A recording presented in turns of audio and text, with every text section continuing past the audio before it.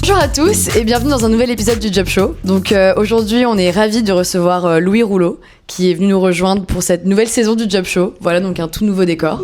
Bonjour Louis, comment vas-tu ? Salut, ça va, merci beaucoup. On est ravis de te recevoir ici. Et beaucoup d'entre vous ont sûrement déjà dû voir Louis sur les réseaux sociaux, que ce soit YouTube ou Instagram, puisque tu as lancé ta chaîne en tant que créateur de contenu spécialisé dans le cinéma depuis 2024 ? Depuis, 1 an et demi. Ok, 1 an et demi, ouais, c'est ça. Donc on va commencer par parler un petit peu de ta carrière de comédien, puisque tu as été formé en tant que comédien, tu as fait ça pendant 1 an et demi, puis ensuite tu as créé des entreprises, donc une agence de publicité. Mais avant ça, enfin nous en tout cas le sujet qui nous intéresse le plus, c'est toi en tant que créateur de contenu. Donc tu as découvert YouTube en 2024, tu t'es lancé en tout cas à fond dedans à ce moment-là, et on aimerait bien savoir un petit peu plus en quoi ça consiste ce métier de créateur de contenu du cinéma. Bien sûr. Voilà. Okay. Donc tout d'abord le point de départ, est-ce que tu peux donc nous parler de ton école de comédien ? Tu as fait des cours Florent et une école qui s'appelle l'Écart aussi ? Ouais, c'est ça exactement. C'est ça. Exactement. Et donc à quel moment tu t'es dit j'ai envie de me lancer dans la comédie, j'ai envie de devenir comédien ? Parle-nous un petit peu de ta formation s'il te plaît. Ouais, carrément. Depuis que moi je suis tout petit, j'ai toujours voulu être acteur. J'avais beaucoup de films avec mon père quand j'étais petit, etc. Et c'est vrai que j'ai évolué dans un milieu où beaucoup de mes potes sont partis en école de commerce. Et moi j'avais pas du tout envie de ça, et j'ai eu la chance d'avoir des parents qui m'ont toujours encouragé dans cette voie-là. Donc ils m'ont dit très important. Hyper important. Franchement, c'est vraiment une chance pour le coup. Et du coup, après le bac, j'avais le choix entre fac de ciné, école de commerce ou école privée de cinéma. Et je me suis dit, allez, on va tenter école privée de cinéma. Ça coûte super cher pour le coup, les écoles privées là-dedans. Mais le truc, c'est qu'il y a plusieurs types d'écoles. Il y a les cours Florent notamment, où tu vas payer une blinde et où tu vas avoir 4-5 heures de cours par semaine. Et moi, j'ai trouvé, je suis allé sur un site et tout. Je vois Écart, machin, école d'acting, formation de réalisation et tout. Je vais au salon des métiers à Porte de Versailles avec tous les jeunes un peu paumés comme moi à l'époque. Et puis, je discute avec la meuf de l'école. Et elle m'explique un peu la formation. Donc, elle me dit, tu vas faire de la chant, tu vas faire de la danse, tu vas faire du théâtre, plein de trucs et tout machin. Tu vas devenir Pierre Ninet. Et du coup, elle m'a bien convaincu. Et donc, je me suis retrouvé là-bas pendant 3 ans, donc en cursus acting, ça s'appelle comme ça. Donc, évidemment, c'est pas un diplôme reconnu par l'État, c'est un diplôme un peu en soum-soum, quoi. Mais qui a pas beaucoup de valeur finalement, parce que dans ces milieux-là, les diplômes n'ont pas de valeur. Mais j'ai quand même fait 3 ans là-bas. Et c'était vraiment bien. C'était vraiment très cool. Donc, 3 ans d'acting, justement, de cours de danse, de chant, des trucs avec lesquels j'étais pas à l'aise à la base. Mais ouais, super bonne formation, beaucoup de travail pour le coup. Et j'ai appris pas mal de trucs. Donc on t'apprend pas à trouver des agents, à avoir des rôles dans des films, mais on t'apprend les bases de la comédie. Et honnêtement, c'était les 3 années les plus fatigantes de ma vie, parce que physiquement, c'était chaud. Ouais. Justement, genre ça c'était ma prochaine question, c'était sur la réalité du métier de comédien. Et surtout parce que quand on est jeune comédien, on fantasme énormément sur le métier d'acteur. T'as l'impression que c'est beaucoup de stress et de paillettes. Et en fait, tu te rends compte que c'est un quotidien assez compliqué. Faut passer beaucoup de casting, faut constamment relancer des agents, etc. Ouais. Et donc, est-ce que tu peux nous parler un petit peu de cette réalité, toi, donc, que tu as vécu pendant presque 2 ans, de tes journées en tant que comédien et l'attente, le refus, tu vois Ouais, carrément. Je me souviens que quand je suis arrivé à l'école le premier jour, notre prof nous a dit clairement on n'est pas là pour vous mentir, il y aura peut-être 2 personnes sur votre promo de 30-35 qui vont percer ou qui vont bosser, et tout le reste, vous allez probablement vous retrouver dans des trucs qui ont rien à voir avec l'acting. Donc déjà, en vrai, j'avais la base du truc, et ça faisait du bien d'entendre ce discours-là, parce qu'il y a des écoles où on te le dit pas, et on te fait mijoter pendant des années en te faisant croire qu'un jour ça va marcher pour toi. Alors que non, faut être réaliste. En vrai, même au sein de l'école, si tu travailles pas, t'as aucune chance de bosser derrière. Donc déjà, dans l'école, fallait bosser. Et moi, je sais qu'assez rapidement, j'ai commencé à me dire, ok, peut-être falloir que je trouve un agent. Là où beaucoup d'autres voulaient attendre la fin du cursus, moi, j'ai pas eu ce raisonnement-là pour le coup. Et je me suis dit, ok, faut que je me trouve un agent, même si je suis encore à l'école et que je fais du 9h-21h tous les jours. Du coup, dès ma 2e année, j'ai commencé à envoyer des mails. Donc vraiment, je envoyais des mails. Donc vraiment, pendant les heures de cours où je passais pas sur scène, je faisais des sessions de 2 heures d'écriture et d'envoi de mails à des agences. Évidemment, qui ne me répondaient pas. Et un jour, j'ai un mec qui m'a répondu, une petite agence à Paris, qui m'a dit, ok, j'aime bien tes photos. J'avais envoyé ma bande démo. Donc une bande démo, c'est un peu un edit TikTok de tes meilleurs passages d'acting. Et il m'a dit, ta bande démo pue la merde, c'est horrible. Par contre, tes photos sont bien, j'aimerais bien te rencontrer. Ou alors c'était peut-être l'inverse. Non, il m'a dit, j'aime pas tes photos, mais très bonne bande démo. Oui, c'était plus ça. Ouais, donc c'est pas pareil quand même. Et, c'est pas mal, hein, un agent qui dit d'abord genre bon ça c'est pas bien, on va bosser là-dessus. Ouais. Ça te met un peu en confiance directement. Bah ouais, je me suis dit ok, il a des trucs à m'apporter directement. Et oui, c'était ça. C'était bonne bande démo mais mauvaise photo parce que du coup je le rencontre et ça match archi bien. Le mec est trop cool et tout. Et du coup moi je signe dans son agence. Évidemment quand t'as la chance d'avoir un rendez-vous déjà dans une agence à Paris, tu y vas quoi qu'il arrive. Donc je me retrouve à être un des premiers de ma classe à avoir un agent. Donc ce qui te fait passer un peu dans une autre dimension déjà. Et oui, il me dit on va faire des shootings photos, je vais te faire des trucs. Donc je le fais avec lui, ça se passe bien. Et au début, donc ouais, pendant 2 ans, j'attends des castings. Il y en a peut-être un qui tombe tous les 3 mois, un truc comme ça. Faut savoir qu'il y a plusieurs niveaux d'agences en France. Tu as les grosses agences qui vont te mettre sur des premiers rôles de long métrage. Et même là, c'est assez compliqué encore une fois. Des agences moyennes qui vont plus te placer sur des séries type Demain nous appartient, Ici tout commence, des séries TF1, M6 et tout. Et des toutes petites agences qui vont faire par exemple que de la pub ou que du clip vidéo. Moi j'étais dans une agence qu'on va dire moyenne, donc je recevais beaucoup de téléfilms, beaucoup de trucs type France 2, machin, Meurtra, trucs, enfin voilà, des trucs pas terribles mais que t'es quand même content de faire quand tu veux débuter. Et du coup pendant 2 ans je fais ça. Je passe pas mal de casting avec lui, enfin pas mal, on va dire une petite quinzaine en tout, ce qui est déjà très cool. Et à chaque fois ça passe pas, à chaque fois je me fais recaler. À part sur Demain nous appartient, je crois que je vais genre au dernier tour du casting où je suis quasiment dans les sélectionnés. Et au final sur Ici tout commence, enfin bref, peu importe. Et au final ça passe pas. Et là j'ai commencé à me dire ok, relou, ça me saoulait, j'avais besoin de faire quelque chose, j'avais envie de travailler. Et en fait dans ce métier-là tu n'es pas décisionnaire de ta journée, tu n'es pas décisionnaire de ta charge de travail et t'as beau faire tout ce que tu peux faire, bah, y a un moment donné où t'as plus rien à faire en fait. Donc c'était dur, c'était pas marrant. Donc comme tu dis, tu n'es pas décisionnaire et c'est là en fait il y a un peu un shift qui se fait, t'as envie un peu de te réinventer. Fini le métier de comédien et justement quand on va sur ton compte Instagram, ta bio Insta c'est je suis un comédien raté donc j'ai commencé YouTube. J'imagine que derrière cette phrase il y a un peu un ras-le-bol, une envie de prendre le pas sur toi-même et genre une envie aussi de réinventer ton rapport au cinéma. Et c'est ce que tu fais, puisqu'en 2024, tu commences les réseaux sociaux. Donc, pour ceux qui ne te connaissent pas, Louis, sur tes réseaux sociaux, tu donnes, par exemple, des recommandations de films, des histoires sur des personnages, des histoires sur des films. Tu parles du cinéma en général, aussi bien français qu'international. Et justement, pourquoi tu t'es lancé sur YouTube ? Pourquoi les réseaux sociaux sont devenus un peu, en fait, un bon format pour toi, pour parler de cinéma et ainsi... peut-être devenir le Squeezie du cinéma. Voilà. En vrai, l'histoire, elle est assez marrante. C'est vrai que moi, depuis que je suis petit, je consomme beaucoup YouTube. J'ai toujours été un peu en décalage avec mes potes là-dessus. C'est-à-dire que j'avais des références de trucs YouTube que mes potes n'avaient pas, parce qu'ils regardaient pas. Et ça a commencé quand j'étais plus jeune, donc avec les Mister V Cyprien. Et d'autres qui sont cancel un peu aujourd'hui. Et du coup, je regardais beaucoup de trucs comme ça. Et depuis petit, je me dis, ça a l'air cool en fait de faire ça. Et je faisais des vidéos YouTube, je faisais des tutos magie sur YouTube quand j'étais plus jeune. Mais c'est énorme. Ouais, c'est impossible à retrouver. J'ai retrouvé les mots de passe de la chaîne il y a pas trop longtemps en disant faut que je supprime parce que c'est une catastrophe. Et donc j'avais toujours eu envie de faire ça. Je faisais des petits courts-métrages avec des potes de l'école aussi. On allait se filmer, j'avais un caméscope et tout. C'est hyper cliché, tout le monde dit ça, mais je le faisais vraiment. Et du coup, après, voilà, pendant ces 2 ans, moi je fais rien de mes journées. Enfin, je suis sur mon canapé, j'attends qu'un casting tombe. Et quand je vois un casting arriver, ma première réflexion parfois c'était de me dire j'ai la flemme d'y aller. Et du coup je me suis dit ok, c'est pas normal, il y a un truc qui va pas. Il y a un truc qui va pas. Moi je voyais des amis qui allaient à toutes les avant-premières pour aller essayer de parler au chef-op, au réal, à la directrice de casting et tout. Et moi j'avais pas du tout cette dalle là, j'avais pas envie d'aller faire de la lèche entre guillemets, ce qui est nécessaire quand tu veux être comédien. C'est un peu péjoratif de dire de la lèche, mais voilà, moi j'avais pas envie de le faire. Et je me suis dit ok, il y a un souci, c'est pas normal, quand je ressens un casting je devrais être méga content, et là j'avais la flemme. Donc je me dis ok, il faut que je trouve autre chose à faire, il faut que je trouve un moyen de gagner ma vie, parce que pendant 2 ans du coup je faisais que ça. Je me suis dédié à ça, j'ai la chance d'avoir pu le faire et d'avoir pu ne pas bosser. Notamment, je suis en mode ok, peut-être que je travaille, j'ai envie de déménager de chez moi et tout. Et je commence à faire des publicités sur les réseaux pour des marques. C'est un truc qui s'appelle l'UGC, et c'est un truc que... User Generated Content. Exactement, bravo. L'école de marketing a bien servi. J'ai fait du marketing. Et je commence à faire ça en voyant, je me mets sur une plateforme et tout, et je me dis c'est quoi, je me filme avec mon téléphone, je fais la promo d'une marque et je gagne 200 balles. Donc je commence à faire ça. Trop bizarre au début, horrible, c'est un peu, tu sais... Bah ouais, déjà tu te mets en scène sur tes réseaux ils sont publics, t'as tes potes ils sont un peu en mode qu'est-ce que tu fais et tout. C'est horrible. En vrai, le truc c'est que c'était pas sur mes réseaux, donc ça me sauvait un peu. Donc au début je le fais pour une petite application et tout, et je vois, je fais le montage moi-même et tout, et le mec il m'envoie genre 200 balles. Et ça m'a pris 1 heure. Je me dis ok, c'est fou ce truc là, il y a grave un potentiel. Du coup je commence un peu à diguer le marché du GC, et je vois qu'il y a très peu d'hommes de mon âge, et que quand il y en a, c'est des mecs qui sont horribles, ils savent pas jouer du tout, et genre c'est vraiment hyper robotique. Et du coup je commence un peu à spammer le truc, à essayer de démarcher des marques et tout, et je commence à en faire. Et du coup petit à petit je passe premier mec sur la plateforme sur laquelle je suis. Et en fait j'avais genre 15 demandes par jour.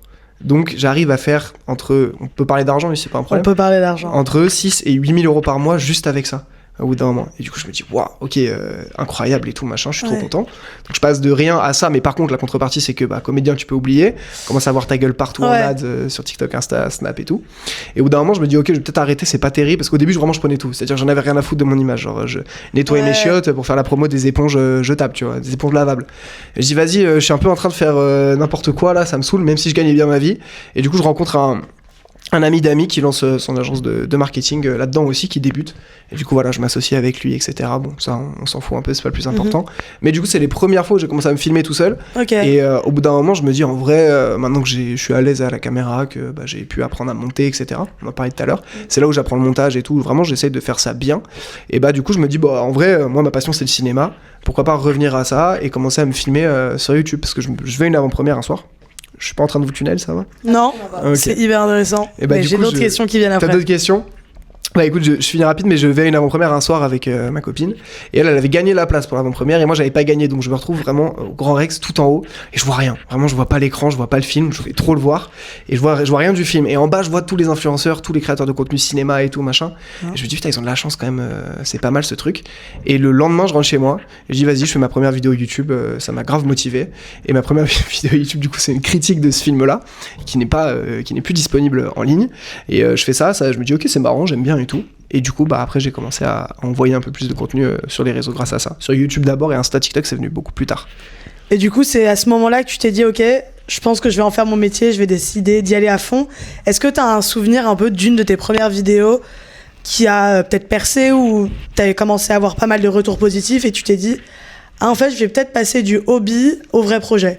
Alors ça c'est venu beaucoup plus tard, mais par contre au début je commence à faire mes 2-3 premières vidéos tout seul, donc c'était vraiment des portraits où je racontais la vie de Jim Carrey, j'avais fait sur Cillian Murphy, Ledger et tout, et en vrai je me rendais pas compte que pour mon nombre d'abonnés mes vidéos marchaient super bien. Je crois que ma première vidéo, donc à part la critique du film en question, celle qui arrive après doit faire 25 ou 30 000 vues sur YouTube, quand même, non? ce qui était vraiment déjà trop cool. Alors que t'avais pas beaucoup de... J'avais pas d'abonnés, j'avais rien. Et c'était la première, c'est l'histoire de Michael B. Jordan, tu vois, donc pas un truc que je referais aujourd'hui, c'est pas le truc le plus intéressant du monde, mais ça me faisait kiffer. Et donc la vidéo marche bien et tout, donc je me dis ok, c'est sympa, mais en parallèle moi j'ai mon agence de marketing, donc je suis 99% de mon temps là-bas. Mais dès que j'ai un peu de temps libre, même si j'en avais pas beaucoup, je fais mes vidéos, ça me prend 2 mois à monter, à écrire et tout, mais je le fais. Et arrive un moment où je commence à passer la barre des 70 000 vues de moyenne sur mes vidéos, et où je me fais contacter par un agent qui me dit ok, tes vidéos sont trop cool, machin, moi je vais t'aider à aller chercher des OP, donc des collabs avec des marques sur tes vidéos. Du coup, un agent d'influence, mais qui était en freelance, qui était pas dans une grosse boîte ou quoi. Enfin c'était cohérent avec mon nombre d'abonnés à ce moment-là. Et j'ai ma première OP du coup sur une vidéo. Première OP, c'est particulier, t'as le truc de là je vais te payer, je crois que c'était 2000 balles. 2000 balles pour faire une vidéo et tout machin. J'étais en mode ok, là c'est vraiment un truc de ouf. J'étais trop content, j'appelle ma mère, j'appelle mes potes et tout. Les gars, j'ai réussi. Ça y est, c'est bon, c'est fait, tu vois. Et il y a une vidéo qui sort à ce moment-là qui s'appelle C'est quoi un bon acteur, qui est la première vidéo. C'est le mec qui t'explique ce que c'est un bon acteur alors qu'il a pas réussi. Mais c'était un travail assez subjectif, quoi, juste de spectateur, de selon moi, voilà ce que c'est qu'un bon acteur. Et c'est la première vidéo que je fais qui dépasse 200 000 vues en. Mais je crois qu'il y a 470 000 vues. Là, elle est montée encore depuis. Et cette vidéo-là a tout changé. C'est-à-dire que moi, c'est la première que je fais avec mon monteur qui me contacte. Lui, il a rien et son portfolio, il est horrible. Mais je vois le potentiel du gars. Je me dis, lui, il est bon, il faut que je bosse avec lui. On bosse ensemble sur cette vidéo-là. Et la vidéo, elle pète direct. Et là, je commence à prendre, 20 ou 30 000 abonnés juste avec celle-là. Et je vois les retours positifs, je vois que ça commence à me follow sur Insta et tout, machin. Et là, je commence à me dire, ok, ça peut être un truc assez sérieux. Mais qu'est-ce qui fait... D'après toi, qu'est-ce qui fait que la vidéo a explosé justement ? Honnêtement, juste le fait que ça me passionne, je pense, et que ça se voit. Parce qu'à cette époque-là, j'étais pas encore trop dans ce qui va être technique de rétention pour les réseaux. J'étais pas encore dans la mentalité de faire en sorte que les gens restent absolument sur ta vidéo. En fait, je m'en foutais. Et même si ça fait que très récemment que je suis là-dedans, maintenant je raisonne un peu différemment. Mais je la faisais juste en mode ça me passionne. On a mis 1 mois et demi à bosser dessus. Je parle que d'acteurs que je kiffe, que de scènes que je kiffe. Et juste la passion de voir. Je pense qu'il y a des gens qui ont vu un gamin parler de cinéma avec le sourire et ça les a fait kiffer. Et je pense que juste ça, c'est le facteur qui a fait que la vidéo a bien marché. Quand t'es comédien, en général, le personnage est écrit pour toi. Donc tu ressens un script, faut que tu te mettes dans le moule. Bref, on te demande d'être quelqu'un. Et toi maintenant, aujourd'hui, donc c'est un peu tout l'inverse. C'est à toi d'imaginer tes sujets, de les écrire. Comme tu as dit, là par exemple, cette vidéo t'a pris 1 mois et demi à faire. Faut que tu choisisses ton ton, tu crées ton univers. Et donc comment est-ce que tu trouves tes idées de vidéos? Est-ce que tu demandes de l'avis à ta communauté, même si au début tu disais justement que tu n'avais pas besoin de la rétention de ta communauté ou que tu n'y pensais pas encore? J'avais pas de communauté surtout au début. Ouais, t'avais pas de communauté. Où est-ce que tu sources en fait tes inspirations, quoi? Au début, je me demandais juste les sujets que je voulais voir moi. À savoir une grosse vidéo de 45 minutes qui t'explique ce que c'est qu'un bon acteur ou ce qu'est un bon film. Et vu que je consommais beaucoup de YouTube, j'ai pu aller m'inspirer à droite à gauche de ce qui se faisait déjà. Il y a une chaîne YouTube que je regardais beaucoup qui s'appelle Tales from the Click, et j'ai reçu le gars de la chaîne il y a une semaine dans mon émission. C'était grave une consécration parce que je regardais beaucoup ses vidéos, et lui faisait des micro-portraits d'acteurs mais sur 10-15 minutes. En fait, j'allais sur ses vidéos et je voyais les acteurs qui avaient suscité le plus d'intérêt, donc les vidéos qui avaient le plus de vues, et je vois par exemple celle sur Jim Carrey va faire plus de vues que ses autres vidéos. Donc je me dis, la France a un intérêt pour Jim Carrey. Donc là je vais faire l'histoire de Jim Carrey, tu vois. Donc ça a été grave la base. Au début je faisais que des portraits, j'ai vraiment enchaîné 4, 5, 6 portraits d'acteurs. Après je me suis dit, il faut que je fasse un autre truc. Et en vrai, juste je me posais, je me disais, ok, qu'est-ce que j'aimerais voir, quelles questions les gens se posent sur le cinéma, et c'est venu comme ça. Et maintenant c'est plus compliqué par contre. Plus t'en fais, moins t'as d'inspi. Et j'ai pas envie de faire que du portrait d'acteur ou d'actrice, et du coup j'essaye toujours de trouver des trucs un peu en décalage. Et maintenant donc, j'ai une équipe et on fait des gros calls de 5 heures, on brainstorm comme ça, et après ça vient, et voilà. Mais au début c'était juste simplement qu'est-ce qui me fait kiffer, quoi. Ok. Et j'aimerais bien revenir encore à nouveau sur cette idée de tu mets 1 mois et demi à créer ta vidéo. Donc quand on regarde une vidéo d'1 ou de 10 minutes, on se rend pas vraiment compte du travail derrière, en fait. Nous à chaque fois on voit les images, on dit ah c'est cool, c'est sympa, mais en fait ça prend beaucoup de taf. Et donc concrètement, comment ça se passe chez toi? Donc de l'idée du départ de la vidéo, donc là tu nous en as parlé un petit peu de l'inspiration et du fait que maintenant t'as ton équipe, vous pouvez brainstormer pendant 5 heures, mais au début t'as la phase d'écriture, puis ensuite tu tournes et tu montes. Comment est-ce que tu fais un peu tout ce processus là, et du début à la fin, et aussi même dans la vidéo, de la phrase d'accroche à la fin de la vidéo? En vrai, le plus intéressant c'est que je parle d'aujourd'hui, comment je fais, parce qu'à l'époque il y avait pas de workflow ni rien. Du coup on se fait des calls pour préparer les vidéos qui vont arriver sur les 4 prochains mois, comme je le disais tout à l'heure. Donc ça c'est justement des gros appels avec mon monteur et mes 2 auteurs. En fait l'idée c'est que je suis allé chercher des gens qui étaient passionnés de ciné, absolument, il me fallait vraiment des gens qui s'y connaissaient bien. Et du coup en fait pour moi c'est pas ma chaîne YouTube, mais c'est notre chaîne YouTube, et c'est pas en mode si on est une famille dans l'équipe et tout, pas du tout. C'est un vrai truc de pour moi je suis pas tout seul, si j'étais tout seul ça marcherait pas. C'est un travail collectif. C'est vraiment un truc. C'est notre question qui vient un peu après. Je te coupe une petite parenthèse. Bien sûr. C'est quand tu dis que t'es créateur de contenu, en fait, on voit que toi. Donc t'es un peu t'es ton personnage principal, t'es tout. T'es un incarnant en fait. T'es un incarnant, mais en fait il y a toute une équipe derrière, et pour les jeunes un peu qui veulent se lancer là-dedans, c'est pas si facile d'y aller tout seul. Il y a une équipe aussi derrière, tu vois. Bien sûr. Alors après c'est un truc qui est facile d'accès, mais qui est pas facile pour en vivre. Sur la longévité, voilà, c'est ça. En fait c'est un métier où je sais plus où j'entendais ça, je crois que t'as 0,5% des gens qui en vivent, tu vois. Je crois que c'est moins que l'acting. Donc, ah oui, d'accord. Ouais.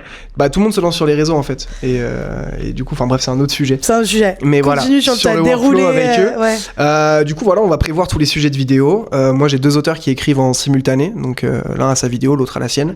Du coup ça me permet de gagner du temps. Aujourd'hui on est passé de 1 vidéo à 2 par mois. Donc c'est un travail conséquent parce que c'est des longues vidéos, comme tu disais tout à l'heure. 5-10 minutes de vidéo, ça doit prendre 2-3 jours de montage, tu vois. Wow. Donc c'est hardcore pour le Parce coup. que sur Insta, tes Reels, ils durent à peu près combien de temps? Sur Insta c'est 1 minute, 1 minute 30 grand max. Ça te prend combien de temps par exemple? Alors au début, vraiment quand j'ai commencé à percer sur Insta, je mettais 15 minutes à monter les réels, parce que je faisais rien. Ouais, ça c'était vraiment trop bien. Parce que j'avais un format qui marchait bien, qui était... En fait il y a 2 trucs distincts, il y a vraiment YouTube et Instagram. Instagram, TikTok, je le considère vraiment comme un truc qui a rien à voir. Moi c'est un loisir, et c'est mon nouvel agent que j'ai maintenant depuis un petit moment, qui m'a dit il faut que tu te mettes sur Insta et TikTok. Et du coup j'ai commencé à le faire, j'ai trouvé un format qui marchait bien, j'ai spammé. Ça viendra encore dans nos questions après. Mais la question des formats. Pour essayer de répondre plus rapidement sur la question de YouTube, donc voilà, choix du sujet sur ce call-là. Ensuite, moi je tourne la vidéo. Enfin non, elle est écrite d'abord. Mes auteurs, je suis un des rares qui dit qu'il a des auteurs. Et donc ça c'est assez marrant. Les gens veulent le cacher absolument. Non, moi je me cache pas. C'est un peu un truc un peu tabou dans le milieu de YouTube. Moi je préfère bosser avec des gens plus talentueux que moi dans l'écriture. Je suis pas quelqu'un qui écrit extrêmement bien. Et donc ces mecs-là sont des vrais brutes dans ce milieu-là. Je trouve ça hyper important de le mentionner. Ouais, de fou. Hyper important. Ouais, de fou. En fait, c'est pour justement dire ce truc-là, je suis pas tout seul. Moi, je vais incarner la vidéo, ça marcherait peut-être moins bien si c'était pas moi, ça c'est sûr. Mais par contre, non, moi je bosse pas tout seul. Tout seul, je serais pas là, ou je serais peut-être à ce stade-là, mais dans 10 ans, tu vois. Ouais, bien sûr. Donc non, je bosse avec eux. Du coup, ils vont m'envoyer une première version du script. Ensuite, évidemment, moi j'ai le rôle de mec qui chapeaute tout, donc je dois passer derrière. Parfois, je lui dis non, ça va pas, faut tout changer. J'ai eu la chance de pouvoir le faire moi-même directement. Et ça, c'est un truc important, c'est-à-dire que avant de déléguer quelque chose, faut savoir le faire. C'est-à-dire que pour moi, si tu délègues un truc que tu sais pas faire, la personne n'ira pas dans la direction où tu veux, et toi tu vas penser que c'est la personne le problème, tu vois. Et ça, c'est vraiment un truc merdique. Du coup, moi je me suis toujours dit, voilà, apprends à faire tout, apprends à le faire au mieux que tu puisses, et après tu pourras le déléguer. Donc maintenant ça va vite, c'est-à-dire que je sais ce qui va pas dans les versions que je lis. On se met d'accord, les versions de script ça prend peut-être une semaine, 2 semaines de taf. Ensuite j'envoie à mon monteur, lui c'est pareil, c'est 2 semaines de taf, donc une vidéo prend 1 mois, mais vu qu'on est en décalé, une vidéo de 5-10 minutes prend 1 mois. Non, aujourd'hui c'est des vidéos de 40 minutes. 40, parfois 55 minutes, j'ai fait un jour. Et du coup, c'est vraiment des formats longs avec de la recherche. Il y a la recherche en amont aussi que l'auteur va faire. Ensuite, toute la partie écriture. Moi, je vais lire l'intro. Et parfois, dès l'intro, je sais que ça va pas aller, que ça va pas marcher. Donc maintenant, le but, c'est de garder les gens le plus longtemps possible. Donc il y a plein de petites techniques d'écriture pour ça et tout, que t'apprends sur le tas. Après, je dois faire la miniature par le graphiste et tout, machin. Et après, on va dire 1 mois de taf par vidéo. Et voilà. Hein. Et ta périodicité pour les vidéos, c'est du coup, toujours 2 par mois, si c'est ça ta question. Vidéo YouTube 2 par mois, on pourra pas faire plus, on pourra pas faire moins non plus. Maintenant, et c'est un format qui plaît à ta communauté justement? Du coup, en fait moi j'ai pas voulu direct m'enfermer dans le truc du mec qui fait des portraits d'acteurs. Et ça aurait été un peu le piège, et du coup j'ai eu la chance d'avoir d'autres formats qui ont bien marché, qui étaient des trucs qui avaient rien à voir. Mais même tu vois quand tu fais sur Insta un peu, là je parle d'Insta par exemple, tes recos, genre 3 films que tu dois regarder absolument pour être chaud dans le ciné, tu vois, pour être considéré comme un cinéphile. Ça c'est stylé aussi, tu vois, ça sert un peu ton imagination. Mais c'est vrai que c'est un peu les questions qu'on s'est toujours posées. Quel film je peux regarder pour être chaud en ciné, tu vois. Donc c'est cool d'y répondre, genre. Sur Insta, ça a été une autre logique de me dire... Beaucoup de gens sur Instagram vont parler de cinéma, mais en négatif. Aujourd'hui, il y a plein de gens qui sont assez connus sur les réseaux, qui vont juste détruire des films et qui vont faire énormément de vues. Et moi, j'avais un peu le truc de me dire, arrêtons de considérer le fait de penser que tout le monde connaît tous les films, c'est pas vrai. Et du coup, je me suis dit, je vais faire des vidéos grand public pour des gens qui me ressemblent ou qui veulent juste découvrir le cinéma. Donc j'ai pris cette approche-là. J'aurais pu prendre une approche un peu plus cinéphile, un peu plus... mais j'aurais fait beaucoup moins de vues, déjà. Et du coup, je me suis dit, non, vas-y, moi, je veux juste parler, transmettre ma passion, faire kiffer les gens. Et je me suis pas mal fait critiquer sur ce truc-là de film qu'il faut voir pour être cinéphile. C'est des réseaux, c'est des hooks, tu dois attraper les gens. Ça a marché, mais on m'a un peu terminé derrière, tu vois. Ok, donc tu fais pas mal critiquer, mais alors, juste sur le métier en tant que créateur de contenu, c'est un métier où t'es pas juste en one shot, comme tu disais, t'as toute une équipe, etc. Mais t'as aussi, comme ton agent te l'a dit, être sur plusieurs plateformes. Pourquoi, selon toi, c'est bien d'être sur plusieurs plateformes? Parce qu'il y a des cibles différentes. Pourquoi tu as plusieurs formats? Pourquoi c'est bien d'avoir des reels, des shorts, des formats longs? C'est les objectifs qui sont différents? C'est un peu compliqué comme question. Enfin, c'est pas compliqué comme question, mais la réponse va dépendre de plein de gens. Aujourd'hui, si tu veux en vivre, il faut que le plus de gens possible te voient, tout simplement. Donc, être sur YouTube, c'est cool. Être sur Insta, c'est tout aussi cool. Il y a des gens qui font pas du tout de YouTube. Moi, je suis parti... Il y a pas beaucoup d'influenceurs sur Instagram, etc., qui sont sur YouTube. Moi, je viens de YouTube. Moi, ce que je kiffe faire, c'est YouTube. À la base, Insta, TikTok, ça m'intéressait pas. Mais mon agent, il m'a dit, voilà, si tu veux en vivre, si tu veux avoir des collabs avec des marques, etc., il faut que tu te mettes là-dessus, c'est obligatoire. Et du coup, ça renvoie de l'audience. En fait, tout communique. C'est-à-dire que sur YouTube, je vais rediriger les gens sur mon Insta, sur mon TikTok, et sur TikTok Insta, les gens vers mon YouTube. Et du coup, en fait, ça fait un espèce d'écosystème où ça monte de tous les côtés. Et ça, c'est le plus intéressant. Moi, mon but, c'est pas... Aujourd'hui, je peux plus faire des vidéos juste pour qu'il y ait 4 personnes qui les voient, ça m'intéresse pas. Moi, le but, c'est de faire des trucs vraiment bien et qui parviennent au plus de gens possible. Donc, obligé d'être sur tout. Après, il y a Twitch aussi. Tu fais des live Twitch? Alors je fais des live Twitch juste pour une émission que j'ai, du coup, où je vais recevoir des acteurs, des actrices, etc., des réals. Mais sinon Twitch, juste streamer tout seul, moi ça j'aime pas ça. Donc je le fais pas, ça m'intéresse pas trop. Mais il faudrait que je le fasse. Typiquement c'est un truc qu'on me conseille et que mon agent me dit non, ça il faut que tu le fasses, tu vois. Mais moi, en fait le but c'est d'être présent un peu sur le plus de plateformes possible pour voir que t'es un peu un couteau suisse. Parce que les règles de tournage, les règles de préparation, elles sont pas du tout pareilles quand tu prépares un short, un reels et une vidéo longue. Après c'est ça, c'est vraiment 2 métiers différents. Pour le coup sur Insta, TikTok, je fais tout seul, j'ai pas besoin d'équipe. J'aurais pu le déléguer, mais franchement c'est de la perte d'argent, honnêtement. Je sais monter une vidéo de 1 minute 30, donc je le fais. Mais c'est comme un comédien ou un réal, en fait, le plus on te voit, le plus tout va fonctionner autour. Et surtout, moi, Instagram m'a permis d'avoir accès à des gens du milieu du cinéma, par exemple, pour pouvoir les inviter dans mon émission. Là où avec YouTube, ça aurait pas fonctionné. Et au final, ça te permet d'avoir une croissance plus rapide et d'avoir accès à plus de choses. Et justement, ça a marché parce qu'aujourd'hui, t'as quand même presque 200 000 abonnés sur Instagram. Ouais. T'as des vidéos qui cumulent parfois plus d'1 million de vues. Ouais. Et donc, en fait, t'as une certaine reconnaissance qui t'amène à travailler avec des marques. Et ça a été le cas. On a vu que t'avais été approché, du coup, et que t'avais collaboré avec Canal+, au cours du festival du film américain de Deauville. Ouais. Du coup, raconte-nous un peu cette expérience. Comment t'as été approché? Est-ce que c'est ton agent plutôt qui a travaillé avec eux en collaboration? Comment tu choisis un peu le sujet duquel tu vas parler? Raconte-nous l'expérience, si t'as une anecdote, balance-nous tout. Alors au début du coup c'est des OP sur YouTube, donc mes premières intégrations publicitaires c'était vraiment que YouTube. Okay. Donc tu commences avec des petites marques, on les connaît tous et généralement c'est des VPN, des boissons énergisantes et tout. Et du coup tu fais tout ça, t'es trop content, sauf que rapidement tu te rends compte quand même que t'as ton agence qui te prend un cut. Donc moi mon premier agent me prenait 25%. Ensuite tu te rends compte qu'il y a ton monteur qui prend. Et que du coup t'es en mode ok trop bien, j'ai eu ma première OP mais j'ai genre 300 balles en poche quoi et mon loyer il coûte 3 fois ce prix là tu vois. Du coup t'es content mais en fait ça suffit pas. Si tu veux en vivre pleinement, j'entends, attention ça reste des belles sommes etc. Et puis c'est moi qui décide de déléguer donc ça y a pas de souci. J'aurais pu bosser sans agent d'ailleurs au début mais je voulais le faire parce que j'avais la flemme avec mon taf à côté. J'avais pas encore en plus envie d'aller dealer avec d'autres marques et tout machin, c'était relou. Donc ça c'est les premières OP. Après plus tu fais de vues plus ça augmente, donc là ça devient cool. Aujourd'hui j'en suis à un stade où j'arrive à bien marger même en payant plus de monde et donc petit à petit ça se construit. En fait c'est comme une entreprise. Moi j'ai eu la chance de monter une boîte à côté donc de voir un peu ce qui fait que je dois être aujourd'hui un des seuls créateurs de contenu qui calcule ses marges lui-même, chaque vidéo machin, chaque truc. Donc après voilà, ça c'est les OP YouTube. Après sur Insta, TikTok quand ça commence à marcher, voilà, t'es approché par des marques un peu plus grosses. C'est pas les mêmes cibles. YouTube a vraiment ses propres marques. Sur Insta tu peux collaborer avec Duolingo, Canal+, enfin avec des trucs qui n'ont aucun sens. Enfin ça dépend. Justement, c'est tout l'enjeu d'aller chercher des partenaires qui ont du sens avec ton contenu. Et du coup, moi, j'ai changé d'agence entre-temps. Je suis allé dans une autre agence qui est très cool. Et on se fait des petits points régulièrement et on se dit, voilà, dans la niche cinéma, avec qui tu rêverais de collaborer, avec qui ce serait le mieux pour toi, le must évidemment Canal+ pour moi. Canal c'est stylé quand même Canal, pour le ciné. Au-delà du fait que ce soit stylé, tu vois, c'est premier partenaire du cinéma en France. Il y a plein de trucs comme ça. Je suis pas là pour faire de la lèche encore une fois, mais c'est vrai. Enfin, j'avais vraiment envie de bosser avec eux. Moi, j'ai des souvenirs de quand j'étais petit. J'avais pas Canal, à part quand c'était les Césars, etc. Tu vois, tout ce qui était en clair. C'était en clair, ouais. C'était en clair. Et du coup, j'avais Canal en grisâtre, quoi. Et du coup, j'ai eu un peu un truc de me dire, ouais, Canal+, ce serait quand même stylé et tout machin. Moi, j'avais déjà MyCanal, donc. Et je voyais, je me disais, putain, quand même, ils ont une bonne sélection de films. Quand j'étais en école de ciné, j'avais des films à rattraper. Et souvent, je les trouvais sur Canal+, des vieux classiques que tu trouves pas sur Netflix, sur Prime et tout.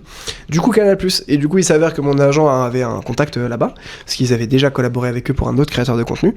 Et du coup, on s'est rencontrés, on a fait quelques rendez-vous ensemble, on s'est rencontrés au festival de Deauville, du coup, avec la fille qui gère tout ça chez Canal.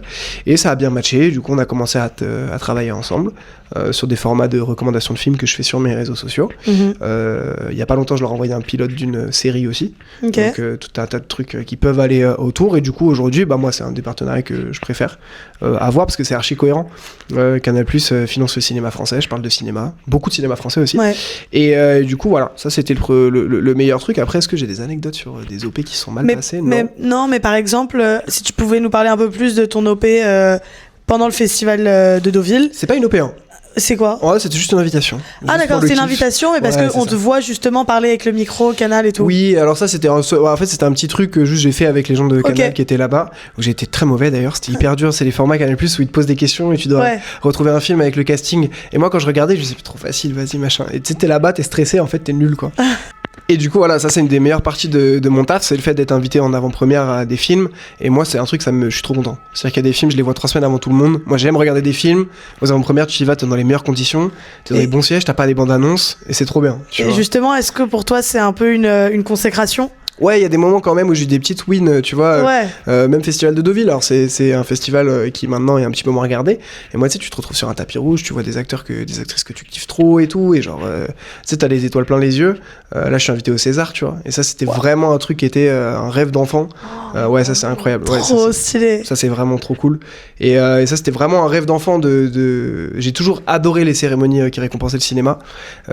Et quand j'étais comédien, je me disais, un jour, j'irai au César. Bon, je n'y vais pas en tant que comédien. Mais en tout cas, j'y vais. Et donc ça, c'est vraiment un truc, d'une manière ou d'une autre, j'ai réussi à être invité là-bas. Et ça, c'était vraiment un goal que j'avais de fou furieux. Surtout qu'il y a Jim Carrey qui est invité cette année. Oui, j'ai vu. Ouais, moi, c'est mon héros, tu vois. Je suis fanatique de Jim Carrey. C'est ouf. J'irai absolument pas lui parler, je vais me pisser Non. dessus, mais par contre, je vais juste le voir et je serai trop content. Donc il y a des petits trucs comme ça Ok. quand même qui sont trop beaux, trop cool. Et justement, est-ce que tu parlais tout à l'heure de ton émission, t'invitais sur ton émission des acteurs, des réalisateurs. Comment t'as mis ça en place? Tu t'es dit genre, je suis un peu dans le monde du ciné, je fais des contenus. Il manque un truc, c'est peut-être de rencontrer vraiment en 1v1 un acteur, un réal. Bah c'est ça, en fait je commençais à avoir beaucoup de comédiens qui me suivaient sur Insta Mhm. et parfois je voyais des trucs, j'étais en mode quoi, Jamel Debbouze me suit sur Instagram, tu vois, j'étais en mode waouh, ok, trop Il te bien. suit? Ouais, il me suit, tu vois, C'est trop mais stylé. même d'autres trucs, enfin des trucs de fou. Et je voyais qu'en fait il y avait un intérêt pour mon contenu de par le fait que des comédiens me suivent et beaucoup de jeunes comédiens, comédiennes que je suivais. Et je me suis dit bon bah j'ai des contacts du coup maintenant, c'est-à-dire que si j'envoie un DM sur Insta, ils vont le voir et ils vont potentiellement me répondre. Et je me suis dit ce serait trop con de laisser ça dans le vide. Donc autant lancer une émission. En fait j'avais beaucoup de gens qui m'envoyaient des messages pour me demander comment on fait pour bosser dans le milieu du cinéma, comment on fait pour être comédien, comment on fait pour être réal, et moi je savais pas. C'est-à-dire, j'étais en mode je suis désolé, j'en ai aucune idée, j'ai pas percé dans le ciné. Donc je me suis dit ok bah autant inviter des gens qui auront les réponses à leurs questions. J'ai été ce jeune gamin Ouais, qui bien savait sûr. pas par où commencer, qui envoyait des messages aussi aux acteurs et tout sur Instagram, personne te répond, c'est Ouais. le jeu, ils peuvent pas te répondre. Et du coup je me suis dit vas-y je vais essayer de faire la plateforme entre les deux et recevoir des comédiens. Bah, pour l'instant l'émission démarre, donc j'ai pas des grosses têtes, mais j'ai quand même des gens qui tournent beaucoup. J'ai eu notamment Idir Azougli, Saïf Cissé qui sont nommés Bah, cette année au César. Ouais, qui est le Adèle En Exarchopoulos, révélation. Ouais. c'est pas sa marraine justement? C'est sa marraine carrément. Ouais. Et tu vois, Idir ça a été mon premier invité, je l'ai contacté sur Trop Instagram, stylé. il s'avère qu'il sortait un film à ce moment-là, et tu vois je lui fais un audio sur Insta, il me répond trois semaines après, il me dit oh frérot je suis grave chaud et tout et machin, et du coup on fait l'émission, et tu vois c'est un mec aujourd'hui, enfin j'ai gardé contact avec lui, enfin on s'entend grave bien, et moi je suis trop content aussi de pouvoir avoir ce truc là, parce qu'en fait je pense que les comédiens ils kiffent venir parce qu'ils savent que je viens aussi un peu de ce milieu là, et du coup je sais les questions qui sont chiantes et les questions qui sont vraiment pertinentes. Et du coup en fait ils ont pas un moment promo relou de 1h30, juste 1h30 on parle de tout et rien, et on parle de cinéma. Et c'est vrai que j'ai un peu la démarche de me dire tous les comédiens que tu vois, les comédiennes, on va leur parler de tout sauf de cinéma, de vie Je privée. suis grave d'accord. C'est insupportable, moi ça me saoule, tu vois. Mais en fait, du coup, t'as axé ton émission vraiment sur un truc pro-ciné. Ouais, pro-ciné, et surtout qu'il y a une audience vraiment nichée de Bah juste ouais, c'est gens ça. qui sont en école en fait. Mon émission elle a pas pour vocation de faire 500 000 vues sur YouTube. Je fais 4-5 parfois, bah c'est là qui dire 25 ou 30 000. Et je sais que ça va motiver des gens, c'est des gens qui ont des parcours hyper intéressants. Et du coup, bah c'est le but, ouais, de pouvoir garder espoir, tu vois. Donc ça c'était l'initiative de l'émission, et moi c'est un des trucs dont je suis le plus fier, parce C'est que trop cool, je trouve ça trop bien. ouais c'est cool. Non, Et même c'est- sur toi, tu dois être tellement intéressé, enfin toi-même, tu dois kiffe être tellement trop. intéressé, tu rencontres des acteurs, des Mais réals. et ouais, tout. moi c'était un de mes rêves, et surtout aujourd'hui tu désacralises un peu le fait de rencontrer des gens connus quand même. Oui. Il faut, t'es obligé, sinon t'es bizarre. Mais tu vois, t'as un peu le truc de moi je suis pas rentable sur cette émission, elle me coûte de l'argent, j'ai pas dopé dessus, mais juste je kiffe le moment en fait, et du coup c'est moi qui paye un peu, je paye tout, Ok. tu vois, je paye pas les gens qui viennent, Oui. mais ça me coûte de l'oseille, et en vrai juste je passe 1h30, 2 heures à parler avec des gens trop cool, et c'est un des trucs dont je suis le plus fier quoi. Ok. Bah c'est ouf, mais en fait justement, toi en tant que créateur de contenu, t'as un nombre de... Enfin, t'as un nombre de branches dans lesquelles tu travailles. Enfin, tu fais du Insta, tu fais du YouTube, un peu de Twitch, t'as ton émission. Ouais, tu viens faire des podcasts. Comment tu gères ta journée? C'est quoi une journée type pour toi? Bah, alors, comment répondre à ça? Le fait de lancer une start-up m'a appris la discipline, et ce qui fait que ce que je fais aujourd'hui me paraît nettement moins dur que ce que je faisais avant. C'est-à-dire qu'avant c'était chaud, il y avait vraiment, quand tu montes une boîte et tout, tu t'as pas le temps. C'est-à-dire, je me suis retrouvé à un moment donné, moi j'allais à la salle tous les matins, plus possible, ça me prenait toute ma journée, le soir j'étais crevé, j'avais mes potes, ma copine, machin, j'avais plus le temps, et du coup j'étais en mode ok, là ma vie est pas cool, là c'est pas cool, je fais que taffer, je peux voir personne, du coup t'es un peu déprimé, enfin y a rien qui va. Et du coup le fait de me lancer uniquement sur YouTube, avec tout ce que j'ai appris en montant une boîte me permet d'être ultra organisé. Bon, de base je suis très maniaque, je suis très organisé, je suis très truc machin, donc ça déjà c'est un avantage. Mais Comme vraiment, nous. comme vous, c'est vrai. Ouais, j'avais remarqué en venant ici. Mais ouais, tu vois, j'ai eu le truc de maintenant une journée type, c'est en vrai moi je me lève tôt parce que je vais au sport, et après je rentre. Il y a des journées où je vais avoir honnêtement aujourd'hui rien à faire, mais c'est grâce au fait que j'ai su déléguer au bon moment. Et du coup Ouais, ça c'est hyper important. pour moi c'est un green flag il y a des journées où j'ai rien à faire, c'est ce que je voulais aussi, des jours où ouais, je suis tranquille, je fais ce que je veux. Donc voilà, et il y a des jours où c'est chaud. Il y a des jours où le matin tu dois checker une V1 de script, l'après-midi tu dois tourner, le soir t'as un événement. Bon, je travaille pas à l'usine, tu vois, tout va bien. Mais oui, il y a des journées où t'as plus de taf que d'autres, mais ça reste un taf mais qui est facile à faire. Je suis pas dans la manutention, c'est pas fatigant physiquement, psychologiquement parfois ça l'est. Je pense qu'il faut pas non plus banaliser le taf de créateur de contenu en pensant que c'est un truc trop facile, parce que ça l'est pas. mais c'est un taf rêvé, c'est-à-dire que tu fais ce que t'aimes, et le fait de faire ce que t'aimes en vrai ne me fait jamais sentir l'overdose de travail. Il y a des jours où c'est chiant, il y a des jours où tu te lèves, t'ouvres ton YouTube, tu te fais insulter, tu te fais menacer de mort, il y a des jours où tu vois que les stats elles baissent. Mais justement, tu vois, genre ça va être notre question d'après, c'est donc oui, tu fais un métier que tu kiffes et qui est trop bien et qui te laisse beaucoup de liberté, mais comme partout, il y a des qualités et des défauts. Ouais. Et très souvent, dans les métiers de l'influence, de création de contenu, ou même en tant que comédien, il y a un gros truc de la cancel culture. Et ça, c'est un truc qui est né en même temps que les réseaux sociaux. Et donc, toi, ok, t'es ton propre patron, t'organises tes journées et t'es créateur de contenu et t'as la liberté de faire tout ça et de dire un peu ce que tu veux. Mais quand tu choisis tes sujets et le ton que t'as envie d'employer, est-ce que parfois tu te dis, bon bah là il y a des trucs que je peux pas dire, je risque, sinon je vais me faire insulter, il y a le risque des polémiques. Est-ce que t'as déjà eu vraiment peur un peu de la cancel culture? En fait, la cancel culture m'a fait douter sur le fait de me lancer à 100% sur YouTube, etc. Parce que ça fait que du jour au lendemain tu peux ne plus avoir de travail, mais d'un autre côté à juste titre, c'est-à-dire que pour moi aujourd'hui les gens qui sont cancel parce qu'ils ont fait n'importe quoi, et je trouve ça bien. C'est rarissime que des gens se soient fait cancel alors qu'ils avaient rien fait. Donc moi je suis plus du côté je suis pour ce truc là. Maintenant il y a des comme dans tout il faut apporter de la nuance et je préfère en apporter aussi, mais moi j'ai rien à me reprocher, donc je sais que quoi qu'il arrive demain, je pense que je vais pas me faire cancel. Tu vois, non mais c'est vrai que parfois genre tes phrases d'accroche elles peuvent être c'est autre chose. Tu vois, en mode genre Michael B. Jordan est un acteur de merde et tout. Mais moi j'aime trop, tu vois, genre honnêtement moi ça m'accroche de ouf et je sais que je sais bizarrement que c'est pas le fond de ta pensée et que ça en fait ça va m'amener à justement regarder de genre pourquoi il dit ça, tu vois. C'est le but. Ouais, c'est ça, c'est le but. Parce qu'en fait, tu le fais mais avec bienveillance, je sais pas comment expliquer. En fait, oui, il faut accrocher les gens et là, je suis passé dans une autre méta où j'essaie un peu de faire des hooks vraiment choquants pour que les gens restent plus longtemps. Maintenant, j'ai déjà fait de la merde, c'est-à-dire que j'ai recommandé une fois un film de Nicolas Bedos, tu vois, sans faire exprès, à un mauvais timing. Et moi, j'avais vu le film, en fait, j'ai pas fait le rapprochement et je recommande son film et la vidéo fait, je crois qu'elle est à 1 million de vues en fait. Et du coup, je me suis dit merde, là j'ai merdé, là faut que je fasse gaffe parce que j'ai eu des gens dans les commentaires comme mode c'est honteux de parler de lui maintenant alors qu'il y a des victimes, il y a des trucs. Et je suis d'accord. Alors que c'était pas ta pensée. Alors que non, moi c'est naïf en fait, mais c'est ma faute, genre j'aurais dû faire gaffe. Et du coup, il y a parfois, je vais faire attention, je vais essayer vraiment de me dire, ok sur ça, pour tout ce qui va toucher à des gens qui sont cancel, qui sont problématiques, je vais faire gaffe. C'est-à-dire que je vais jamais faire une vidéo YouTube de 1 heure, je n'irai pas sortir une vidéo sur Gérard Depardieu, tu vois, typiquement. Même si ça ferait 2 millions de vues, je le sais, mais je le ferai pas. Mais non, par contre, me faire insulter, honnêtement, je m'en fous. Franchement, qu'il y ait des gens qui soient d'accord, pas d'accord, qui mettent leur tête en green screen sur moi et qui font pause pour dire que je dis de la merde, j'en ai rien à faire. C'est le jeu, vraiment. Et tu disais que t'avais déjà ouvert ton YouTube avec des insultes et tout. Ça fait quoi la première fois que tu reçois ça? C'est quand même chelou. Enfin, tu dis, je fais juste mon métier, je parle juste de ciné, d'un truc que je kiffe, et là, les gens me tombent dessus. Moi, les insultes, je m'en fous complètement, parce que pour moi, c'est pas. J'arrive à voir la détresse dans l'insulte à ce niveau-là, et ça me touche pas, honnêtement. Il y a aucun moment où ça m'a démoralisé. Par contre, ce qui va être plus chiant, c'est la critique constructive, négative, pertinente.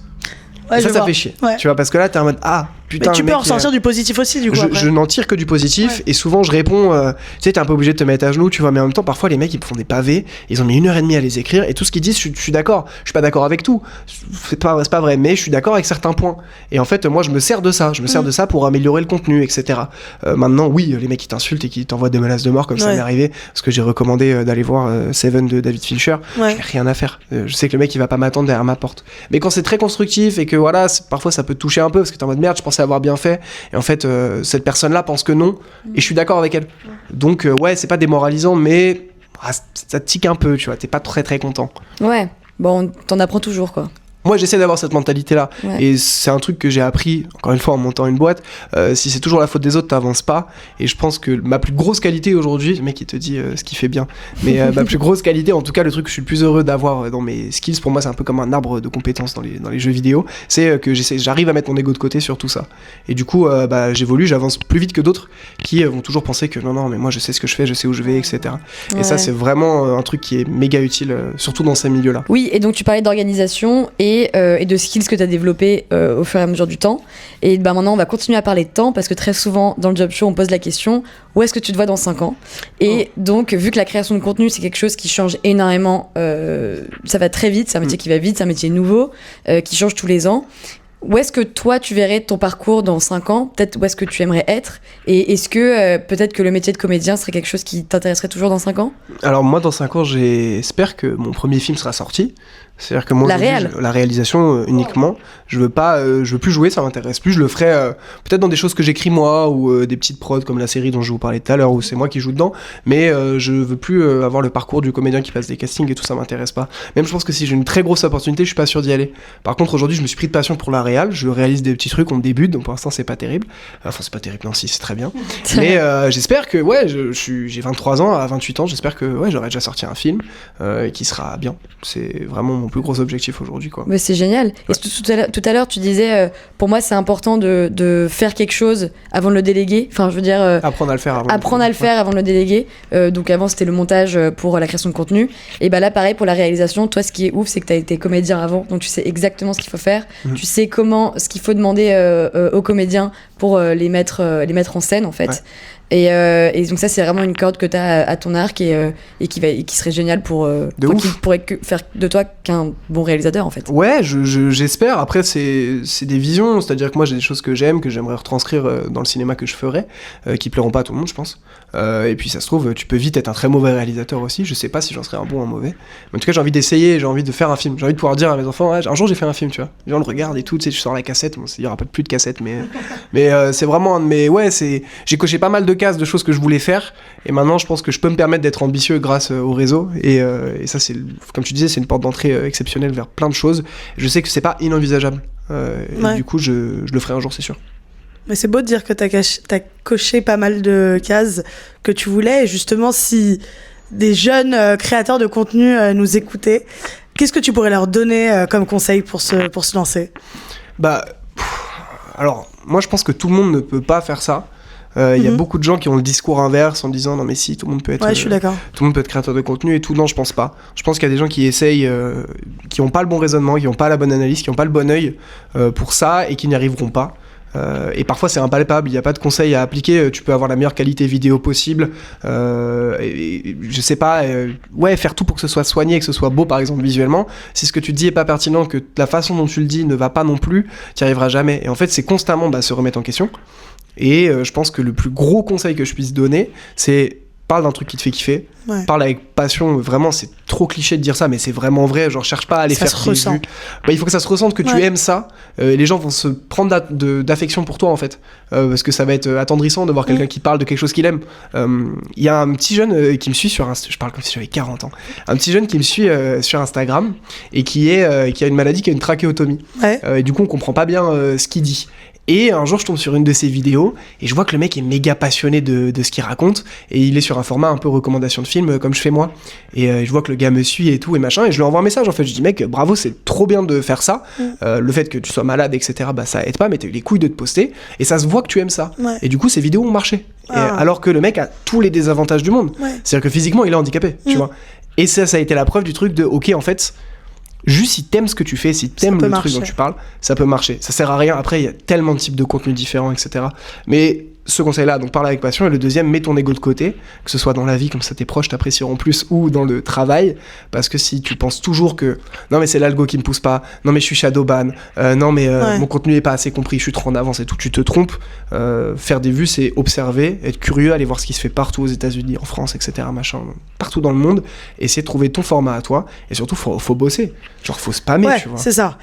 Trouver son format, c'est pas si facile. Non, en fait. c'est moi avant de. C'est hyper compliqué même, j'imagine. De ouf.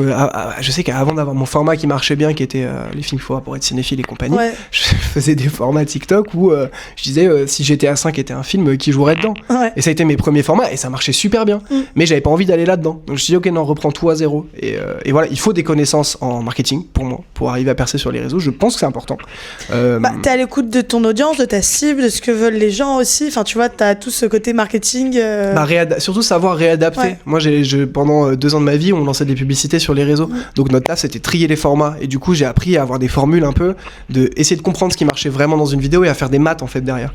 Et du coup, ça m'a permis de développer. Quand une vidéo marche. Des tips. Non, mais après, voilà. Non, mais il y a plein de trucs à apprendre. Genre, je pourrais lancer une formation, je le ferai jamais. Mais je sais qu'il y a plein de petits trucs techniques. C'est pas terrible, mais il y a plein de petits trucs techniques que j'ai appris par exemple, si t'as une vidéo qui marche, si ta moyenne de vidéo c'est 2000 vues, 3000 vues, et que t'en as une qui va faire 8-9 000, essaye de comprendre pourquoi celle-là a fait plus. Et après, spam sur ce format-là, décline sur le format qui a mieux marché que les autres, tu vois. Ça marche pas pour du podcast, c'est un peu ennuyant. Mais par exemple, pour d'autres formats, tu peux. Une fois que t'auras trouvé, peut-être qu'il y en a une qui aura 30 000. Et du coup, c'est toujours comme ça, essayer de construire petit à petit. Peut-être que c'est ton accroche qui a mieux marché, peut-être qu'ensuite c'est ce que t'as dit après. Enfin, il y a tout un tas de trucs. Et après, tu fais comme Tetris.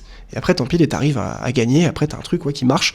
Et après, tu le répliques jusqu'au jour où ça marche plus. Il faut retrouver d'autres trucs. Mais c'est toujours ce jeu-là, en fait, je pense, les réseaux. Après, j'ai pas tout compris. Je suis pas. Non, voilà, mais bon, pour l'instant, en tout cas, ça marche bien pour toi. Ouais, c'est cool. Donc, merci déjà, Louis, d'être venu. C'est trop cool. On avait envie de faire cette interview depuis longtemps. Ouais. Et justement, ça montre qu'en fait, un parcours qui était au début ton rêve, être comédien, peut amener sur un nouveau métier. Donc, en fait, tout est un peu lié. T'as créé ton propre métier, alors que tu pensais que tu n'allais pas du tout aller là-dedans. Donc dans cet épisode, on a parlé passion, on a parlé cinéma, et vraiment c'était hyper intéressant. Donc même Jade, en tant que future comédienne, j'espère que t'as aimé. Lol. Mais oui, j'ai adoré. Merci beaucoup, Louis. Bah non, mais merci à vous. Et c'est quoi votre top 3 films de tous les temps?